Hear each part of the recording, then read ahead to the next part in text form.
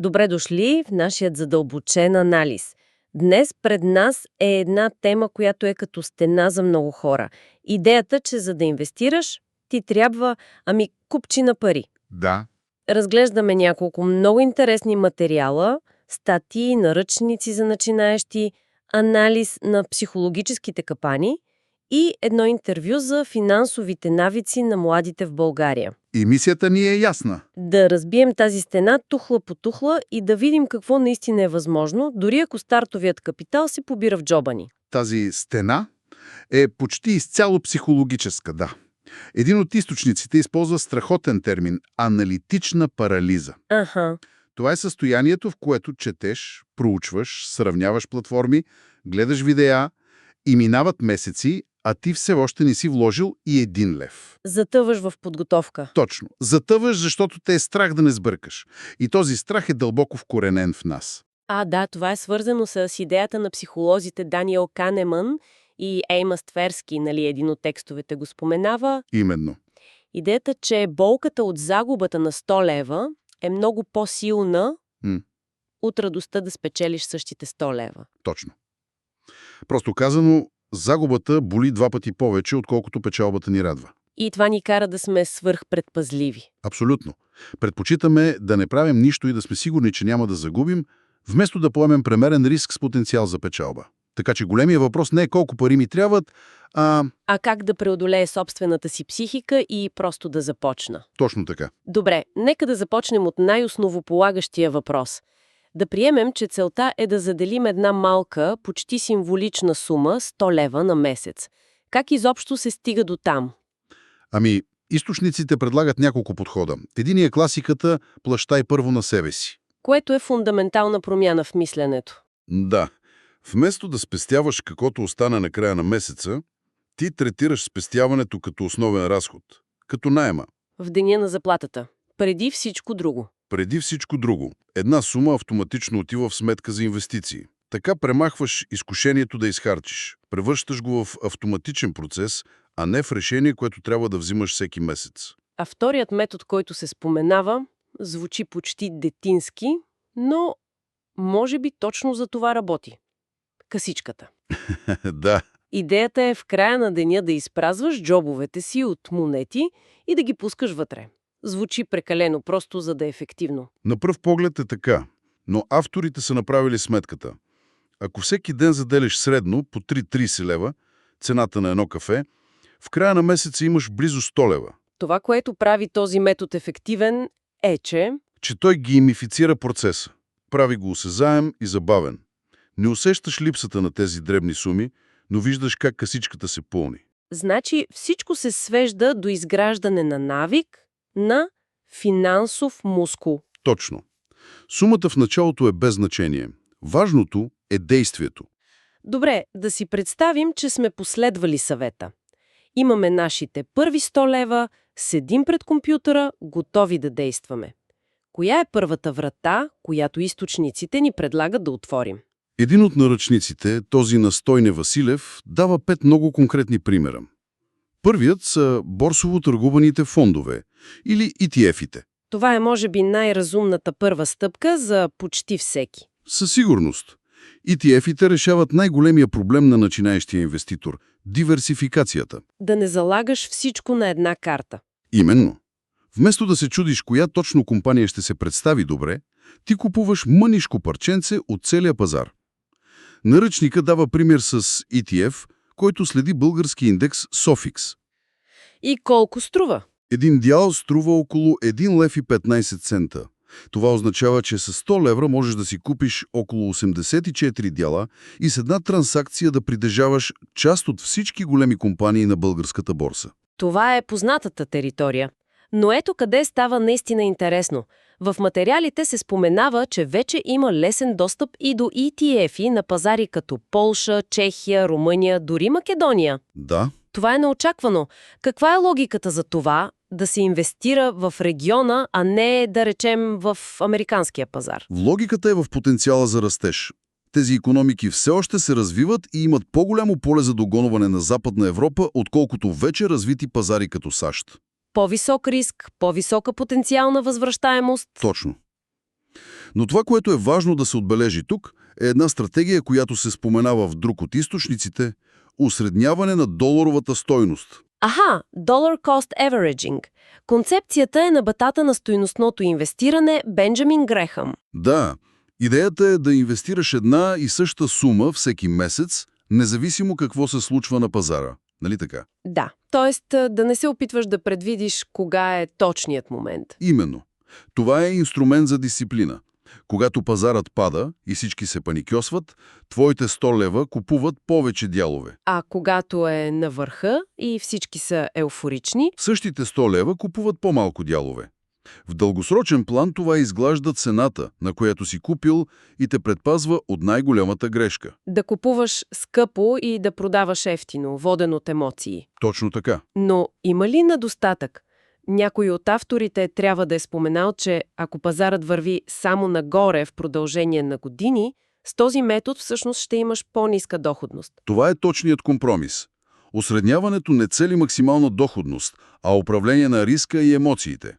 За професионалните инвеститори с железни нерви може и да не е оптималната стратегия, но за 99% от хората Както подчертават източниците, това е най-добрият начин да останат в играта И да не се паникьосат при първия спад. абсолютно. Добре, това е опция номер 1. Да се върнем към примерите. Вторият е доста по-различен, директна покупка на акции на български компании. Да, тук рискът е по-концентриран. Споменават се имена като Софарма, Монбат, Спиди. Тук обаче усещането е съвсем друго. Един от авторите споделя лична история от 2007 година, прави 100% доходност за година, след което губи 35% от парите си. Брутален, но безценен урок. Тази история е перфектна илюстрация на няколко от психологическите капани, за които се говори в и другите ни материали. Кои по-точно? Първо, когато направиш 100% за година, се активира капанът на свръхсамоувереността. Започваш да си мислиш, че си гений, че си разгадал пазара. И това те кара да поемаш още по-големи рискове. Да. И после идва срива. Продаде тези акции на загуба. Чувстваш се като пълен глупак. И тук се включва втори капан, описан в един от текстовете – ефекта на притежанието. Хората са склонни да придават по-висока стойност на нещо, само защото го притежават. Отказват да продадат губеща акция с надеждата, че ще се върне. Дори когато всички факти сочат, че е по-добре да се отърват от нея. Тази лична история е учебник по поведенческа психология. Затова всички източници са единодушни, инвестирането в отделни акции е за хора с по-висока толерантност към риск. И по-дълъг хоризонт. И по-дълъг хоризонт, да. Това има смисъл. Третият пример обаче е фасцинантен.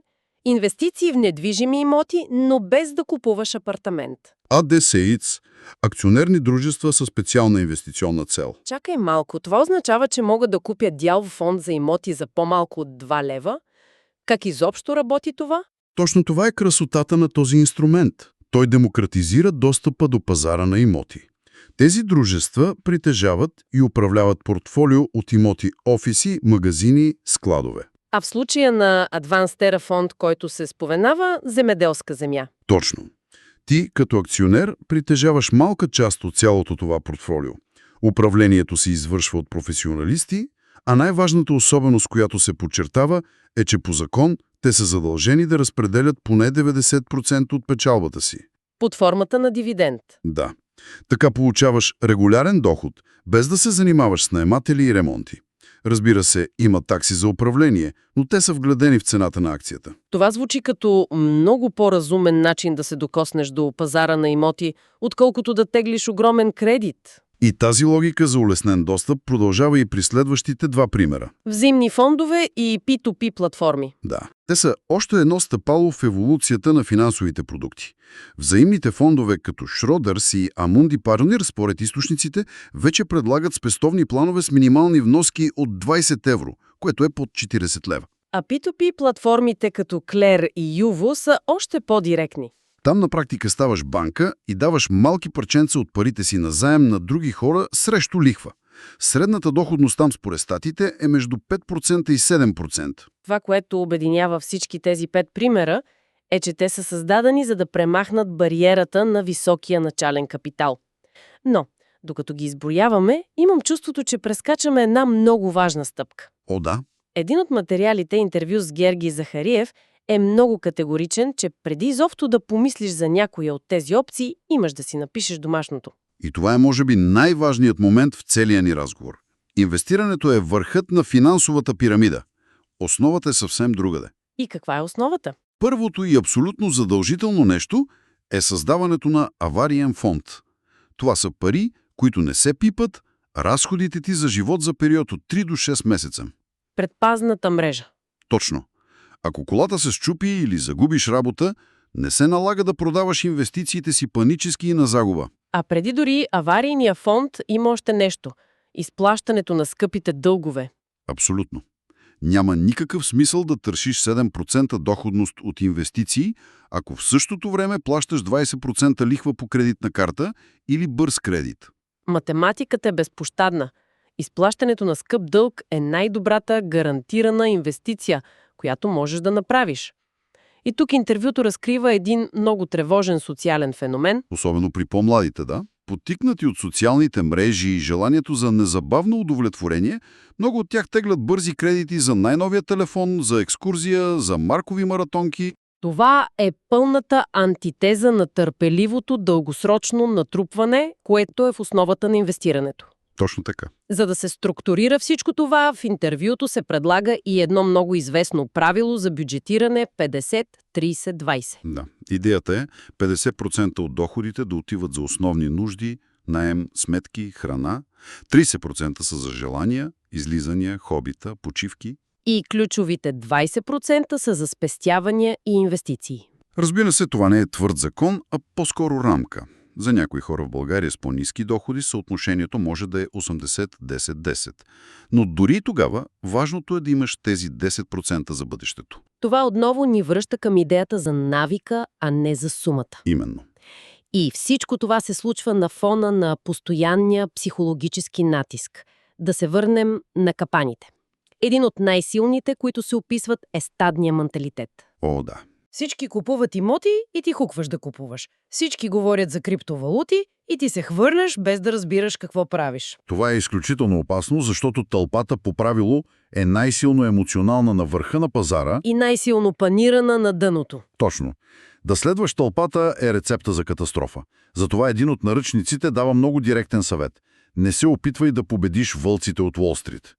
Тоест, за повечето от нас, скучната, пасивна стратегия да инвестираме редовно в индексен фонд и да забравим за това е много по-печеливша в дългосрочен план, в пъти по-печеливша. Защото елиминира двата най-големи врага на инвеститора – емоциите и таксите. Изисква се обаче една много специфична нагласа. Да запазиш абсолютно спокойствие, когато видиш, че портфолиото ти е спаднало с 20% или 30%. Трябва да си припомниш, че това е дългосрочен процес, а не спринт. Паниката е най-скъпата емоция на финансовите пазари. Винаги е била. Добре, нека да опитаме да обобщим всичко, което извлякохме от тези материали. Като че ли всичко се върти около няколко ключови идеи. Първо, митът, че трябват много пари, е напълно разбит. Да, 100 лева на месец са повече от достатъчни за старт. Второ, Навикът е по-важен от сумата. Дисциплината да заделяш редовно, дори и малка сума, е това, което задейства сложната лихва или ефекта на снежната топка в дългосрочен план. малките последователни действия водят до големи резултати с времето. Трето, има цяла екосистема от достъпни инструменти. ETF-и, ADIASITS, P2P платформи. Които са създадени специално за малки инвеститор и осигуряват диверсификация. И четвърто, може би най-важното е да подредиш къщата си преди да започнеш, авариен фонд и изчистване на скъпите дългове. И към това бих добавил и пето, познаването на собствената си психология. Да знаеш, че си податлив на паника, на стаден менталитет, на свръхсамоувереност, е първата стъпка към това да не им се поддаваш. Рационалният подход и дългият хоризонт. Те са в основата на всичко. И точно когато си мислим, че сме покрили всичко, един от източниците подхвърля една последна провокативна мисъл. Казва, че най-добрата инвестиция, която човек може да направи, всъщност не е на борсата. Това е, може би, най-дълбоката истина. Най-добрата инвестиция е в самия себе си. В нови умения, в нови знания, в езикови курсове, в професионални сертификати. Да. Защо? Защото това е единственият актив, който може драстично да увеличи основният ти доход.